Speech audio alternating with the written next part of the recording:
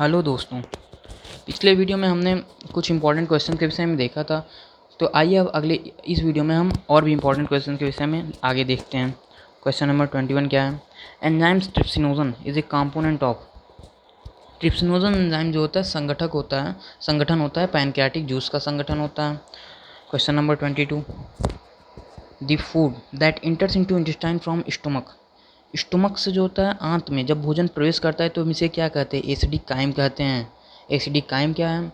जब भोजन आमाशय में रहता है तो यह HCl अम्ल के साथ ऑक्जेंटिक सेल्स द्वारा स्रावित HCl अम्ल के साथ जो है ये क्रिया करके एसिडिक फॉर्म में हो जाता है। और जब भोजन आमाशय से ग्रहणी में आता है, डुओडेनम में आंत में आता है, तो ये काइम भूरे रंग के काइम में परिवर्तित हो जाता है। यही एसिडिक काइम है। Question number 23, pyloric sphincter regulates the opening of. Pyloric sphincter जो होते हैं, पाइलोरिक कपाट रेगुलेट मतलब नियंत्रित करते हैं दी ओपनिंग ऑफ। ये कपाट का खुलना नियंत्रित होता है स्टोमक एंड इंटू डुओडेनम के बीच में। स्टोमक इंटू डुओडेनम आमाशय और ग्रहणी के बीच में जो है पाइलोरिक स्फिंक्टर पाए जाते हैं। Question number 24, the structural and functional unit of liver. तो यकृत की क्रियात्मक एवं संरचनात्मक इकाई है hepatic lobules. Question number 25, at which site the emulsification of fat take place. उस स्थान का नाम बताइए, उस जगह का नाम बताइए जिसमें इमल्सिफिकेशन ऑफ फैट्स वसा का पायसीकरण होता है, टेक प्लेस होता है, तो उसे हम गाल ब्लैडर कहते हैं। पित्ताशय में वसा का पायसीकरण होता है। क्वेश्चन नंबर 26, तो ये है कि the pancreatic juice contains various enzyme except. Pancreatic juice में जो होते हैं वेरियस एंजाइम्स पाए जाते हैं एक्सेप्ट छोड़ करके, पेप्सिनोजन को छोड़ करके। ये पैनक्रियाटिक जूस में पेप्सिनोजन नहीं पाए जाते हैं। इसके अलावा पैनक्रियाटिक जूस में ट्रिप्सिनोजन, काइमोट्रिप्सिनोजन, प्रोकार्बोक्सी पेप्टाइडेज पाए जाते हैं। ट्रिप्सिनोजन, काइमोट्रिप्सिनोजन, प्रोकार्बोक्सी पेप्टाइडेज पाए जाते हैं पैनक्रियाटिक जूस में। आइए हम आगे देखते हैं। Question number 27, digestion is completed in. पाचन जो है कंप्लीट होता है इलियम, छोटी आंत में। छोटी आंत की एक संरचना इलियम, इसमें कंप्लीट होता है। Question number 28, oblique muscles layer is present in. Oblique मतलब जैसे कि असमान या तिरछी मांसपेशियाँ, लेयर इज प्रेजेंट इन, इनकी जो है परत स्थित होती है, असमान या तिरछी मांसपेशियों की परत स्थित होती है इन स्टोमक में। Question number 29, one of the following ions is used for activation of ptyalin. तो निम्नलिखित में से कौन सा आयंस टाइलिन के एक्टिवेशन के लिए, टाइलिन के सक्रिय होने के लिए उत्तरदायी है? कौन सा आयन? ये chloride ions, Cl- ion. Question number 30, vitamin containing cobalt cyanide linkage. तो इसमें से कौन सा विटामिन जिसमें कोबाल्ट साइनाइड कड़ी पाई जाती है? तो विटामिन B12 जिसमें कोबाल्ट पाया जाता है, cobalt cyanide, vitamin B12, cyanocobalamin. Question number 31, pernicious anaemia is caused by the deficiency of vitamin. Pernicious anaemia जो है ये किस विटामिन की कमी के कारण होता है? विटामिन B12, साइनोकोबालामीन की कमी के कारण। Question number 32, beri is due to the deficiency of. Beri disease किसके कारण होता है? तो विटामिन B1, थायमिन के कारण होता है। Question number 33, xerophthalmia is due to the deficiency of vitamin.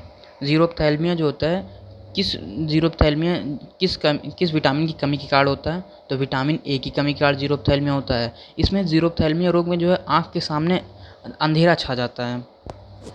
Question number 34, osteomalacia is due to the deficiency of vitamin. Osteomalacia जो है किस विटामिन की कमी के कारण होता है? तो ऑस्टियोमलेशिया विटामिन D, कैल्सिफेरॉल की कमी के कारण होता है।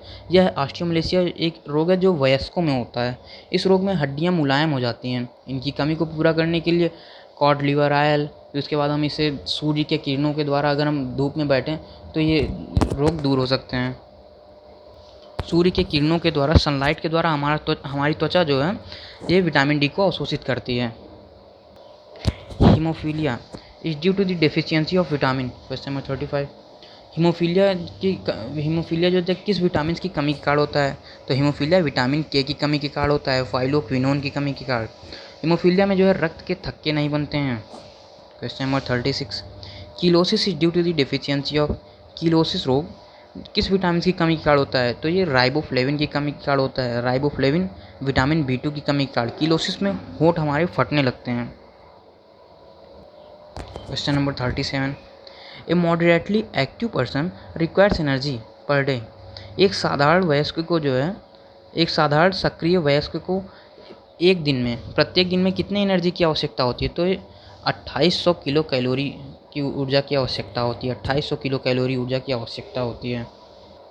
आइए अगला क्वेश्चन देखते हैं। Question number 38, jaundice is a disorder. और जॉन्डिस क्या है? ये पीलिया रोग है। पीलिया रोग जो है किसकी कमी से होता है? डिसऑर्डर किसके डिसऑर्डर के कारण होता है? जैसे अस्थायी रूप से कार्य करने के कारण होता है जॉन्डिस, तो डाइजेस्टिव सिस्टम के अस्थायी रूप से कार्य करने के कारण हमें पीलिया रोग होता है, jaundice. Which one of the following is a protein deficiency disease. निम्नलिखित में से कौन सा जो है प्रोटीन डिफिशियंसी, प्रोटीन्स की कमी के कारण कौन सा रोग होता है? तो क्वासियरकोर डिजीज़ जो होता है, क्वासियरकोर डिजीज़ प्रोटीन्स की कमी के कारण होता है। क्वेश्चन नंबर 40, तो which one of the following vitamin can be synthesised by bacteria inside the gut. तो निम्नलिखित में से कौन सा विटामिन तो हमारे हमारे आंत के अंदर, आंत के अंदर बैक्टीरिया के द्वारा सिंथेसाइज किया जाता है? तो vitamin B1 thymine. Vitamin B1 thymine जो है हमारे आंत के अंदर बैक्टीरिया द्वारा संश्लेषित की जाती है। Anxiety, question number 41, anxiety and eating spicy food together in an otherwise normal human में लीड्स टू। एनएक्सिटी चिंता एंड ईटिंग स्पाइसी फूड, जैसे स्पाइसी फूड खाने के लिए, स्पाइसी फूड खाना in an otherwise normal human, तो नॉर्मल ह्यूमन में इसके कारण जो होता है में लीड्स टू, क्या होने की संभावना हो सकती है नॉर्मल ह्यूमन में? चिंता के कारण और स्पाइसी फूड के कारण। तो भाई ये इंडाइजेशन इसके कारण हो सकते हैं। पाचन हमारा खराब हो सकता है, indigestion. The contraction of gall bladder is caused by. तो गाल ब्लैडर का संकुचन किसके कारण होता है? तो गाल ब्लैडर का संकुचन कोलिसिस्टोकाइनिन के कारण होता है। कोलिसिस्टोकाइनिन के कारण जो होता है गाल ब्लैडर का संकुचन होता है। इस प्रकार मैं ये वीडियो यहीं पे समाप्त करता हूँ। अब अगली वीडियो में मैं फिर अच्छे क्वेश्चंस लेके आऊँगा आप सभी के बीच में।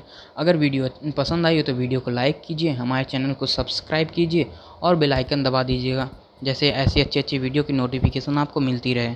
और अगर आपको ये वीडियो अच्छी लगती हो तो इसे अपने दोस्तों के बीच में, अन्य किसी के बीच में भी शेयर कीजिए, जिससे उन लोगों को भी ऐसी क्वेश्चंस के बारे में, ऐसी अच्छी बातों के बारे में उन्हें जानकारी मिल सके। धन्यवाद।